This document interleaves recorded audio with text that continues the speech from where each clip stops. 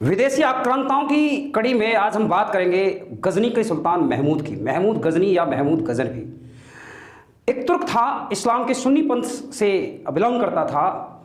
बाद में उसने इस्लाम अपनाया था। 998 में सत्तारोहण करके बगदाद के खलीफा ने बाद में उसे सुल्तान की उपाधि दी थी और 998 में उसका सत्तारोहण हुआ। दरअसल इसके इतिहास की अगर हम बात करें तो समानी शासकों के यहाँ एक गुलाम था अल्पतगीन। अल्पतगीन ने गजनी में एक साम्राज्य की, एक छोटे से राज्य की स्थापना की। बाद में अल्पतगीन का जो दामाद था सुबुक्तगीन, उसने उसे आगे बढ़ाया और सुबुक्तगीन का पुत्र था महमूद गजनवी। कहा जाता है कि महमूद गजनवी ने भारतवर्ष में 17 बार आक्रमण किए, 17 टाइम्स। कुछ 12 बार बताते हैं कि 12 टाइम्स किए, कुछ इतिहासकार लिखते हैं 17 टाइम्स किए। कुछ भी हो, उसने बहुत बुरी तरह से भारतवर्ष को लूटा खसूटा। अगर इससे पहले की बात करें तो 711 में या 712 में मोहम्मद बिन कासिम का जब राजा दाहिर पे आक्रमण हुआ था 712 में, उसके बाद लगभग 300 सालों तक, पौने 300 सालों तक कोई भी विदेशी आक्रांता भारत की तरफ नहीं आया। लेकिन उसके बाद महमूद गजनवी ने 1000 ईस्वी में भारत पर आक्रमण करना शुरू कर दिया था और उसके बाद उसके हर साल दर साल आक्रमण होते रहे, क्योंकि भारतवर्ष उस समय तक जो छोटे छोटे राज्य थे, उत्तर भारत छोटे छोटे राज्यों में बंट गया था। दिल्ली तोमरों के अधीन थी, तोमरों की एक छोटी सी राजधानी हुआ करती थी भिल्ल का। अजमेर जब तक बसा नहीं था। अगर बात करें गहरवाल शासकों की तो जयचंद्र की जो वंशज थे, यानी कि गहरवाल शासक और जो प्रतिहार वंश के शासक थे, उनका राज्य कालांतर में थानेश्वर तक था, लेकिन बाद में वो भी कमज़ोर होते चले गए। पंजाब में भी कोई उसे रोकने वाला नहीं था। एक शाही राजा था जयपाल। जयपाल से उसका पहला युद्ध हुआ। जयपाल, आज हम उसे पेशावर कहते हैं, उसका नाम जब हुआ करता था उद्वंड या वहिंद, वहां पर राज कर रहा था राजा जयपाल और उसका पुत्र था आनंदपाल और आनंदपाल का पुत्र हुआ त्रिलोचनपाल। इन सारी कड़ियों को आज खोलेंगे कि किस प्रकार मोहम्मद गौरी ने किस तरह से आक्रमण किए, किस तरह से लूट खसूट की, किस तरह से मंदिरों को तोड़ा। महमूद गजनवी को मूर्ति भंजक यानी कि बुत शिकन का कहा जाता है। उसने अपने को उपाधि दी बुत शिकन की, कि उसने जहां भी मूर्तियां देखी सबको तहस नहस कर दिया। उत्तर भारत में इतना विध्वंसक रूप से सबसे पहले अगर महमूद गजनवी ने स्टार्टिंग की, और सच पूछें तो पश्चिमी जो सीमा थी भारतवर्ष की, वो आक्रमणों के लिए खुल चुकी थी। तो आज बात करेंगे महमूद गजनवी के बारे में कि किस प्रकार से उसने आक्रमण किया और कैसे कैसे भारत को तोड़ा मरोड़ा और यहाँ से अपार धन संपदा को लूट कर ले गया। भारतवर्ष की इकोनॉमी जर्जर अवस्था में चली गई। कालांतर में बहुत सारे राजा हुए, फिर उसके बाद बहुत सारी परिस्थितियां चेंज हुई, लेकिन उस समय तक भारत की इकोनॉमी जर्जर हो गई थी, बिल्कुल टूट चुकी थी, क्योंकि जितनी भी संपत्ति थी, अधिकतर संपत्ति को महमूद गजनवी लूट के ले जा चुका था।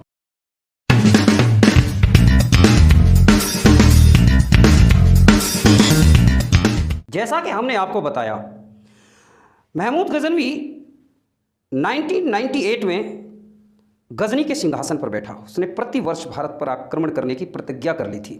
उसने भारत पर कितनी बार आक्रमण किया यह स्पष्ट तो नहीं है, किंतु सर हेनरी एलियट ने महमूद गजनवी के 17 आक्रमणों का जिक्र किया है। किसी किसी पुस्तक में 12 आक्रमणों का जिक्र है, मैं इसके बारे में बाद में चर्चा करूंगा। पहला उसका अटैक हुआ 1001 ईस्वी में। महमूद गजनवी ने जो पहला हमला बोला था, वो भारत के पश्चिम में सीमावर्ती जो नगर थे उन पर उसने हमला बोला और विशेष सफलता उसे नहीं मिल सकी। उसने दूसरा अटैक किया था 1002 में, और दूसरे अभियान के अंतर्गत महमूद गजनवी ने सीमांत प्रदेशों के शासक थे, राजा शाही हिंदू राजा थे जयपाल, उसके विरुद्ध युद्ध किया। पूरा बहुत ही भयानक युद्ध हुआ। उसकी राजधानी बेहिंद यानी कि पेशावर है आज का, उस पर अधिकार कर लिया। जयपाल इस पराजय को और इस अपमान को सहन नहीं कर सके और उन्होंने आग में जलकर आत्मदाह कर लिया, क्योंकि बहुत सारी धन संपदा महमूद गजनवी वहाँ से लेके गया। उसके बाद उनका पुत्र हुआ आनंदपाल, वो उसकी जगह पर राजा बना। तीसरा आक्रमण 1004 ईस्वी में महमूद गजनवी ने उच्च के शासक बाजरा को दंडित करने के लिए आक्रमण किया था। महमूद के भय के कारण बाजरा सिंधु नदी के किनारे जंगल में शरण लेने को भागा और अंत में उसने भी आत्महत्या कर ली थी। ये उसका भाग्य कहें कि उसके सामने टिकने वाला कोई शक्तिशाली शासक उस समय तक नहीं बचा था। 1005 ईस्वी में उसका चौथा आक्रमण होता है मुल्तान के शासक दाऊद के विरुद्ध। दाऊद एक मुस्लिम शासक था, लेकिन वो महमूद से परेशान था, क्योंकि महमूद के यहाँ जो गुलाम थे वो दाऊद से मांग करता था गुलाम भेजने की, और इस आक्रमण के दौरान उसने भटिंडा के शासक आनंदपाल को, यानी कि जो जयपाल का पुत्र था आनंदपाल, भटिंडा पे आके शासन कर रहा था जो पंजाब प्रांत में है, यहाँ आकर के उसने आनंदपाल को भी पराजित किया और बाद में दाऊद को भी उसे अधीनता स्वीकार करने के लिए बाध्य कर दिया। पांचवा उसका आक्रमण हुआ 1007 ईस्वी में। पंजाब में ओहिंद पर महमूद गजनवी ने जयपाल का एक पौत्र था सुखपाल, कहीं कहीं इसको त्रिलोचन पाल भी कहा गया है, उसको नियुक्त किया था। सुखपाल ने बाद में इस्लाम ग्रहण कर लिया, उसे नौसा शाह कहा जाने लगा। लेकिन 1007 ईस्वी में सुखपाल ने अपनी स्वतंत्रता जब घोषित की तो महमूद गजनवी ने ओहिंद पर आक्रमण करके नौसा शाह यानी कि सुखपाल को बंदी बना लिया। छठा आक्रमण उसका हुआ 1008 ईस्वी में। महमूद ने इस अभियान के अंतर्गत अपने पहले जो आनंदपाल था उसका, जयपाल का पुत्र, उस आनंदपाल को पराजित किया दोबारा से। और इसके बाद उसने इसी वर्ष हिमाचल तक कांगड़ी की जो पहाड़ी है, नगरकोट का मंदिर जिस पे यहाँ स्थित हुआ करता था, आज भी है, इस पर आक्रमण किया और अपार धन संपदा को लूट कर ले गया। सातवां आक्रमण उसका 1009 ईस्वी में हुआ। इस आक्रमण के अंतर्गत महमूद गजनवी ने अलवर राज्य के नारायणपुर पर विजय प्राप्त कर ली। आठवां आक्रमण उसका 1010 ईस्वी में हुआ। महमूद का आठवां आक्रमण मुल्तान पर था और वहां के जो शासक थे दाऊद, पहले तो उसे माफ कर दिया था, उसको दोबारा से पराजित किया और मुल्तान के शासन को सदा के लिए अपने अधीन कर लिया। उसका 9वां यानी 9th अटैक था 1013 में। और इस अभियान के अंतर्गत महमूद गजनवी ने थानेश्वर पर आक्रमण किया। कालांतर में थानेश्वर तक प्रतिहार वंश का शासन हुआ करता था, बाद में ये शासक कमजोर हो गए थे। उसका 10वां आक्रमण 1013 ईस्वी में हुआ नंद शाह पर। हिंदू शाही शासक था। आनंदपाल ने नंद शाह को अपनी नई राजधानी बना लिया था यहाँ आकर के, और वहाँ का शासक उसका एक और दूसरा पुत्र था त्रिलोचन पाल। मैंने जैसे कि बताया, त्रिलोचन पाल वहाँ से भागकर कश्मीर में शरण ले ली थी। तुर्कों ने नंद शाह को पूरी तरह से तहस नहस कर दिया और लूट लिया। 1015 ईस्वी में महमूद का आक्रमण त्रिलोचन पाल के पुत्र भीमपाल के विरुद्ध हुआ, जो कश्मीर पर शासन कर रहा था। युद्ध में भीमपाल पराजित हो गया। 12वां आक्रमण हुआ उसका 1018 में, और 12वें अभियान में महमूद गजनवी ने कन्नौज पर आक्रमण कर दिया। कन्नौज पर उस समय प्रतिहार वंश के कमजोर शासक शासन कर रहे थे, और जब वहाँ से लौटा तो बुलंदशहर के शासक, यूपी में पड़ता है बुलंदशहर, हरदत्त को पराजित किया।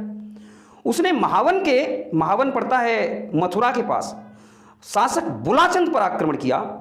मथुरा के पास और भी कई सारे मंदिर, बरसाना, नंदगाम, गोकुल, वृंदावन, सारे मंदिरों को पूरी तरह से यहाँ तहस नहस किया। एक बात और बताई जाती है कि योगेश्वर कृष्ण के बड़े भाई बलराम का एक मंदिर है बलदेव में, जो कि मथुरा से 20 किलोमीटर की दूरी पर है। वो उस मंदिर को नहीं तोड़ पाया। इसके पीछे एक किंवदंती मशहूर है। वहाँ के लोग, जो स्थानीय लोग हैं, वो आज भी बताते हैं, हो सकता है मिथक हो, लेकिन ये सच है कि वो उस मंदिर को तोड़ नहीं पाया था। और उसे ऐसा स्वप्न आया कि जब वो तोड़ने के लिए उसको चला तो कोई हल लेके उसके ऊपर बैठ गया, ऐसा उसने अपने सेनापतियों से कहा। खैर जो भी हो, 1019 ईस्वी में उसने पुनः कन्नौज पर आक्रमण कर दिया और वहाँ के शासक राजपाल ने बिना युद्ध किए ही आत्मसमर्पण कर दिया। राजपाल द्वारा इस आत्मसमर्पण से कालिंजर का चंदेल शासक क्रोधित हो गया। उसने ग्वालियर के शासक के साथ संधि कर कन्नौज पर आक्रमण कर दिया और राजपाल को मार डाला। ये आपसी जो फूट थी, आपसी जो भाईचारा बिगड़ा हुआ था, कहीं ना कहीं ये भी कारण बना विदेशी आक्रांताओं को अवसर देने का। 13th अटैक हुआ, 13वां आक्रमण 1020 में महमूद का 13वां आक्रमण हुआ, और इस अभियान में उसने इस बार बुंदेलखंड, किरात, लोहकोट, सारे नगरों को जीत लिया। जो छोटी छोटी रियासतें थीं सबको अधीन कर लिया। अधीन करने का मतलब है सिर्फ लूटा खसूटा और निकल गया।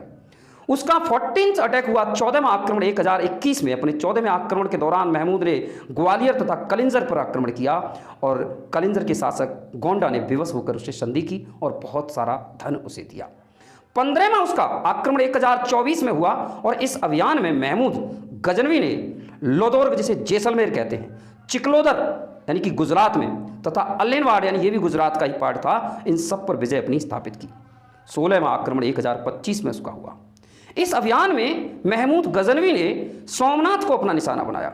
उस समय सोमनाथ का मंदिर बहुत ही धनी मंदिरों में आता था। दुनिया भर के श्रद्धालु वहां पहुंचते थे और सोने चांदी की बहुत अपार अकूत संपत्ति उस मंदिर के पास थी। इन सभी अभियानों में यह अभियान उसका सबसे महत्वपूर्ण अभियान था। सोमनाथ पर विजय प्राप्त करने के बाद जब वो वहाँ से निकल रहा था तो कहते हैं कि उसके पास ऊँटों की कमी पड़ गई थी जिस पे सोना चांदी को लाद कर ले जाया जा सके। और इसके बाद सारे मंदिरों को तोड़कर उसने अपार धन संपत्ति यहाँ से उठाई। यह मंदिर गुजरात में समुद्र तट पर अपनी अपार संपत्ति के लिए पहले से ही प्रसिद्ध हुआ करता था। इस मंदिर को लूटते समय महमूद ने लगभग 50,000 ब्राह्मण और हिंदुओं का कत्लेआम कर दिया। पंजाब के बाहर किया गया महमूद का ये अंतिम आक्रमण था, अंतिम आक्रमण। 17वां आक्रमण जो हुआ तो 1027 में जब ये सोमनाथ के मंदिर से अकूत धन संपत्ति लूटकर ले जा रहा था तो पंजाब और सिंध में जाट कबीलों ने, जो खोकर जाति खोकर गोत्र के जाट हुआ करते थे, उन्होंने इसकी आधी से अधिक संपत्ति को लूट लिया था और इसका बदला लेने के लिए 1027 में 17th अटैक उसने किया और ये अंतिम आक्रमण सिद्ध हुआ। यह आक्रमण सिंध और मुल्तान के तटवर्ती क्षेत्रों में उन जाटों के विरुद्ध था जिन्होंने इसको पहले लूट लिया था। जाटों को पराजित तो किया, लेकिन बताते हैं कि ये बुरी अवस्था में यानी कि घायल हो गया, इसको भाला लगा था और ये किसी भी तरह से बच निकला था। अंत में यही चोट उसकी मृत्यु का कारण बनी थी। महमूद के भारतीय आक्रमण का जो वास्तविक उद्देश्य था वो धन की प्राप्ति था। उसे मूर्ति भंजक कहा गया है। उसने अपने को बुद्ध सिकन की उपाधि दे दी।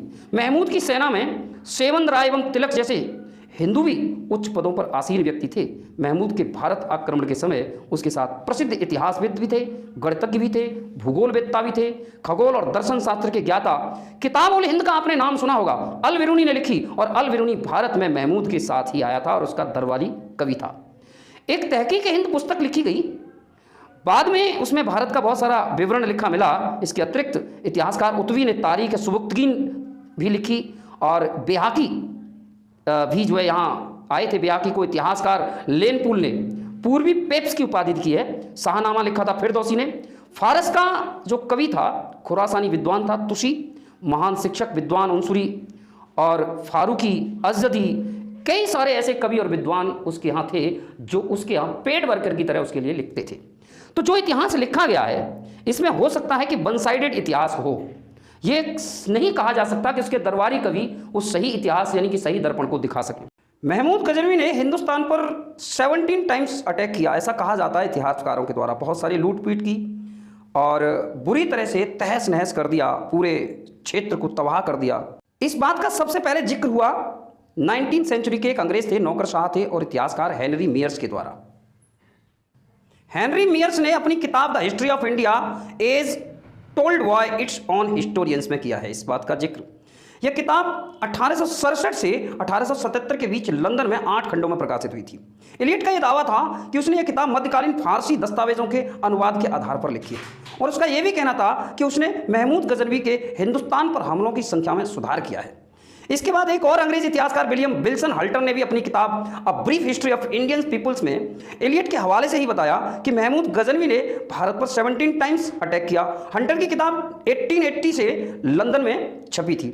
एलियट और हंटर के बाद ब्रिटिश साम्राज्य के एक और नौकरशाह और इतिहासकार हुए विंसेंट आर्थर स्मिथ ने 1919 में अपनी किताब the Oxford history of India में 70 टाइम्स हमलों की बात को दोहराया और इस किताब के बाद पूरे दक्षिण एशिया को इस बात पर यकीन हो गया कि महमूद गजनवी ने भारत पर 17 टाइम्स अटैक किया। इस बात को सबसे पहले लिखने वाले थे एलियट और उनकी किताबों को बारीकी से पढ़ें तो उसने कहा था कि उसने गजनवियों के बारे में अब तक लिखे गए इतिहास को सुधारा है। अब सवाल यह उठता है कि एलियट ने क्या सुधार किया। उसने पहले गजनवी के बारे में क्या लिखा था और फिर बाद में किस आधार पर क्या सुधार किया। एलियट इन सवालों का जवाब तो नहीं देता और ना ही वो अपने सुधार का कोई सोर्स बताता है। लेकिन जब हम तारीख के पन्ने पलटते हुए थोड़ा पीछे जाते हैं तो हमें बड़ी दिलचस्प बातें पता चलती हैं। रोमन साम्राज्य के पतन पर मशहूर किताब the history of decline and fall of the Roman empire लिखने वाले जो एडवर्ड गिवन को मूल स्रोतों के आधार पर सच्चा इतिहास लिखने वाला माना जाता है। एडवर्ड गिवन ने गजनी के सुल्तान को दक्षिण एशिया का पहला मुस्लिम धर्म योद्धा सुल्तान करार दिया। 1776 में छपी अपनी किताब में गिवन ने लिखा है कि महमूद की शौहरत और समृद्धि की मुख्य वजह उसके धर्म युद्ध थे। उसने हिंदुस्तान को जेंटूस यानी कि मूर्ति पूजकों के खिलाफ लड़ा। और एडवर्ड गिवन आगे लिखता है कि उसके 12 अभियानों के दौरान यानी कि उसने 12 युद्ध बताए हैं और घेरेबंदियों को विस्तार से लिखने के लिए शायद एक किताब भी कम पड़ जाए। यानी मूल स्रोतों के आधार पर इतिहास लिखने का दावा करने वाले एडवर्ड गिवन के मुताबिक महमूद गजनवी ने हिंदुस्तान पर केवल 12 आक्रमण किए थे। गिवन के 65 ईयर्स के बाद जब बॉम्बे प्रेसिडेंसी के पूर्व गवर्नर माउंट स्टुअर्ट एल्फिंटन ने 2 खंडों में हिस्ट्री ऑफ इंडिया लिखी तो एडवर्ड गिवन की बात को दोहराते हुए लिखा, गजनी के सुल्तान महमूद ने भारत पर 12 बार आक्रमण किया और एल्फिंगटन के मुताबिक महमूद गजनवी के लिए हिंदुस्तान के अनजान इलाकों को लेकर ललक और वहां जमा दौलत के खजानों के किस्सों में पैदा हुई दिलचस्पी थी। उसे हिंदुस्तान की उपजाऊ जमीन, वहां बनने वाले अजीब व गरीब सामान बहुत रिझाते थे। और इन दोनों इतिहासकारों के स्रोत उनसे पहले भारत का इतिहास लिखने वाले यूरोपीय थे, जिनमें अलेक्जेंडर डो सबसे प्रमुख थे। ब्रिटिश इंडिया कंपनी के अफसर थे अलेक्जेंडर डो। 1768 में हिस्ट्री ऑफ हिंदुस्तान के नाम से एक किताब लिखी। यह किसी अंग्रेज द्वारा लिखी गई भारत के इतिहास की सबसे पहली किताब थी। वह तारीख फरिश्ता नाम की फारसी किताब का अनुवाद थी। तारीख फरिश्ता ने लिखी है। फरिश्ता ने अपनी किताब में सुल्तान महमूद के कई हमलों का जिक्र किया है। उसने लिखा है कि सुल्तान महमूद ने वासुदेव कृष्ण की नगरी पर हमला करके सारी मूर्तियों को तोड़ दिया था, तहस नहस कर दिया था और सोना चांदी को पिघला करके वो साथ लेके गया था। सारे नगरों को जला दिया गया था बुरी तरह से। लेकिन फरिश्ता ने कहीं भी यह दावा नहीं किया कि महमूद गजनवी ने हिंदुस्तान पर 17 टाइम्स आक्रमण किया है। हिंदुस्तान पर महमूद गजनवी के हमलों का पहला जिक्र तारीख यामिनी या किताब यामिनी में मिलता है। अरबी में लिखी यह किताब 965 ईस्वी से शुरू होकर महमूद गजनवी के कार्यकाल के एक बड़े हिस्से को दर्शाती है, यानी कि 1020 ईस्वी तक के दौर को। यह किताब खुद महमूद गजनवी के दरबारी कवि हुए हैं अबू नस्र अल उतवी, उन्होंने लिखी है। अल उतवी की किताब में महमूद गजनवी के मथुरा पर हमले और वहां तबाही मचाने का विस्तार से वर्णन किया गया है। गजनवी ने 1018 ईस्वी में मथुरा पर हमला किया था। उतवी ने भी नहीं लिखा कि महमूद गजनवी ने हिंदुस्तान पर 17 टाइम्स आक्रमण किए हैं। बहुत सी घटनाओं का जिक्र उतवी ने नहीं किया है, क्योंकि उसे लगता था कि ये सुनी सुनाई बातें थीं। मैं इन बातों की तस्दीक नहीं कर सकता, ऐसा उसने कहा, क्योंकि उन्हें अपनी आंख से मैंने देखा नहीं था। उतवी के शब्द ये थे। मध्यकाल के कई दूसरे भारतीय इतिहासकार जैसे कि मोहम्मद जुजानी हुए, जियाउद्दीन वर्नी और अब्दुल मलिक ईसामी, इन्होंने सुल्तान महमूद गजनी के युद्ध अभियानों का वर्णन किया है। उसे इस्लाम की फतह बताया है। गजनवी के कश्मीर से लेकर गुजरात तक बार बार हमले की बातें लिखी हैं। बाबर ने भी अपनी आत्मकथा गजनवी और हिंदुस्तान पर इस हमले का जिक्र किया है, लेकिन उसने भी कहीं 17 टाइम्स वाला कॉन्सेप्ट नहीं लिखा है।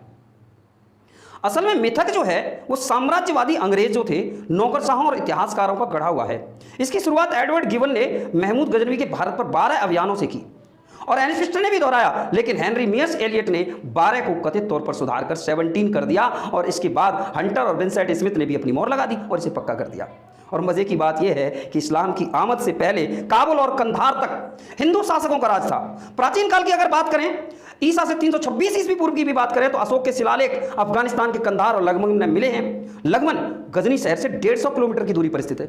अगर अशोक ने अपने शिलालेख वहां तक लगवाए तो इसका मतलब यह था कि गजनी भी तत्कालीन आर्यावर्त का हिस्सा था।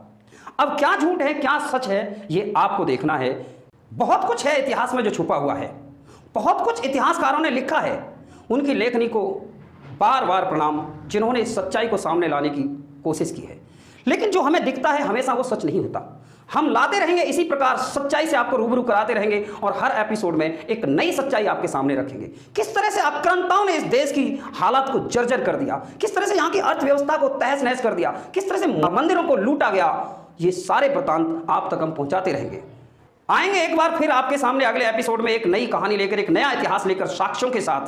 तब तक देखिए हमारा ये एपिसोड। अगर अच्छा लगा हो तो शेयर कीजिएगा, सब्सक्राइब कीजिएगा, लाइक कीजिएगा, कमेंट कीजिएगा, ताकि ये दिलचस्पी और बढ़ती रहे और आप तक सच्चा इतिहास हम पहुंचाते रहें।